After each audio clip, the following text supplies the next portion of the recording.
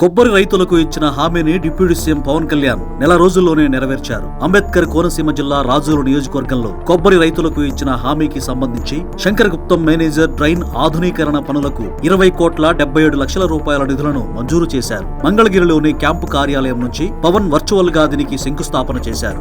రాజోలు పర్యటనకు వెళ్లిన సమయంలో పవన్ కళ్యాణ్ కు అక్కడి కొబ్బరి రైతులు తమ సమస్యలు చెప్పారు. వాటిని 45 రోజుల్లో పరిష్కరిస్తారని హామీ ఇచ్చారు. అయితే గడువు కంటే 10 రోజులు ముందుగా పనులు ప్రారంభమయ్యేలా చూశారు. సముద్రపు నీరు చొచ్చుకు వస్తుండటంతో గోదావరి డెల్టా ప్రాంతంలో కొబ్బరి చెట్లు ఎండిపోతున్నాయి. ఈ డ్రైన్ ఆధునీకరణ ద్వారా ఈ సమస్యకు శాశ్వత పరిష్కారం లభించనుంది. మురుగునీటి ముప్పు నుంచి 1000 ఎకరాల సాగు భూమి బయటపడనుంది. అయితే రాజోలు పర్యటన సమయంలో కోనసీమకు దిష్టి తగిలిందంటూ చేసిన వ్యాఖ్యలు 2 తెలుగు రాష్ట్రాల్లో పెను దుమారం రేపిన సంగతి తెలిసిందే. శంకుస్థాపన అనంతరం పవన్ కళ్యాణ్ మాట్లాడుతూ రైతుల సంక్షేమమే కూటమి ప్రభుత్వ ప్రథమ ప్రాధాన్యత అని, సమస్యలు వినటమే కాదు వెంటనే పరిష్కారం చూపడం తమ లక్ష్యమన్నారు. ఇటీవలి కాలంలో చిలకలూరిపేట మెగా పేరెంట్స్ మీటింగ్ లో తాను పాల్గొన్న పాఠశాలకు వారం రోజుల్లోనే కంప్యూటర్ ల్యాబ్, లైబ్రరీకి పుస్తకాలు పవన్ అందించారు. అలాగే ఇప్పటంలో ఇల్లు కోల్పోయిన నాగేశ్వరమ్మ కుటుంబానికి 50,000 ఆర్థిక సాయం, ఆమె మనవడి చదువుకు ₹1,00,000 అందించి ప్రతి నెల 5,000 సహాయం చేస్తానని హామీ ఇచ్చారు. ప్రభుత్వ పరంగా